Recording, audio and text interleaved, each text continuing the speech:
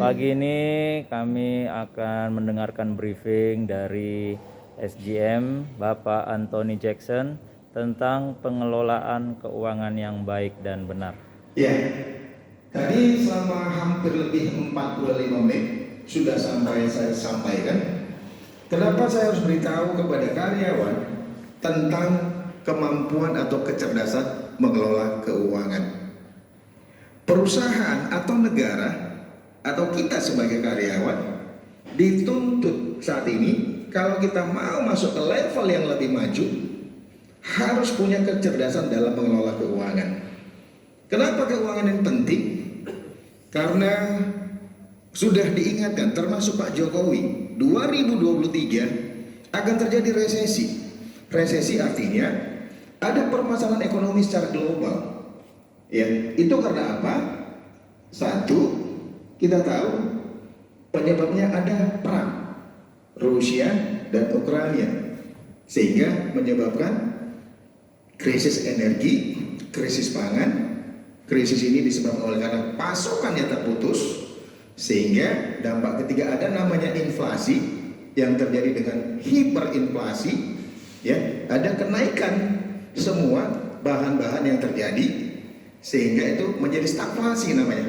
Karena itu secara makro, sehingga ada perlambatan ekonomi yang lama sekali, dan dampaknya nanti kepada perusahaan adalah satu, banyak perusahaan-perusahaan yang akan sangat tidak tahan dengan keadaan ekonomi yang tidak baik. Ya, yang kedua, karena daya beli tadi,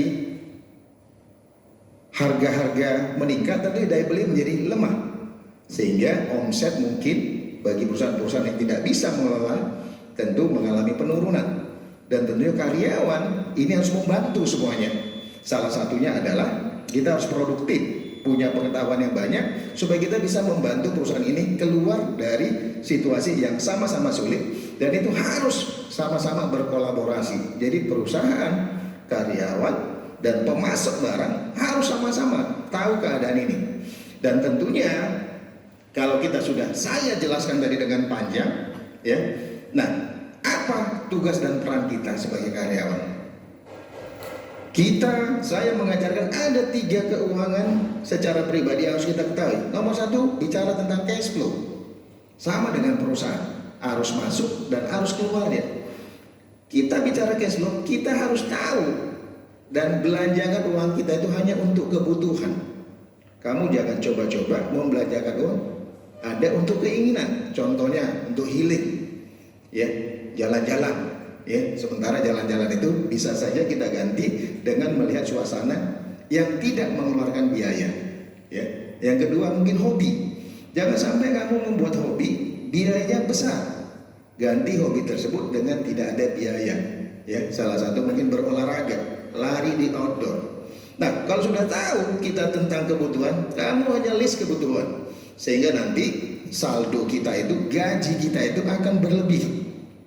Dan itulah namanya orang cerdas. Tapi kalau kamu tidak cerdas dengan keuangan, pendapatan gaji yang kita sebut pendapatan reguler setiap bulan itu akan habis dengan pengeluaran kebutuhan dan keinginan. Apalagi resesi akan terjadi di depan.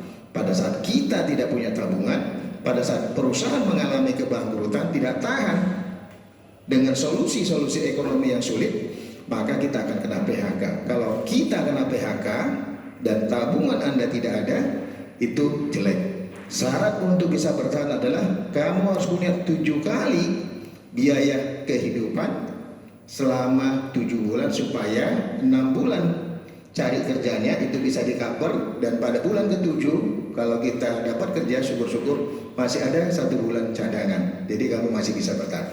Yang kedua, kalau kita sudah punya saldo uang yang dari pekerjaan kita itu tersisa, sehingga kita jangan sampai melakukan namanya bad management, mengelola keuangan dengan jelek. Contoh, kamu misalnya ada tabungan, ada ajakan orang berinvestasi dengan ini, ternyata itu bodong. Kamu jangan sampai kena perangkap seperti itu. Nah, yang ketiga ada namanya risk management. Ada risiko uang yang kita simpan di bank atau juga di beberapa tempat penyimpanan uang yang baik, dan itu akan menguntungkan secara jangka panjang. Mungkin kalau ini kamu harus belajar berinvestasi bisa dengan membeli saham, ya, jangan merasa risih dengan saham. Kamu pelajari dari mana saja sehingga kita nanti bisa mendapatkan keuntungan secara jangka panjang. Nah, ini penting buat kita semuanya agar semua karyawan mengetahui dan mengelola keuangannya dengan baik sehingga perusahaan bisa bertahan, kita sebagai individu karyawan bisa kuat dalam menghadapi resesi dan bisa membantu perusahaan dengan kerja produktif, melayani pelanggan dengan baik, bekerja secara totalitas, punya integritas di masa-masa sulit sehingga kita tidak ada masalah dengan terjadinya sebuah resesi atau juga sebuah keadaan yang parah di satu perusahaan. Amin ya. Oke, hari ini kita sudah belajar itu. Semoga summary ini bisa menguatkan kita dan apa yang sudah saya sampaikan harus diimplementasikan dan saya berharap semua karyawan Lotemat sudah pintar mengelola keuangannya sehingga produktif di dalam bekerja, produktif di dalam melayani pelanggan setiap hari. Amin. Oke, saya pikir cukup. Terima kasih, tepuk tangan buat kita semuanya. Semangat semuanya.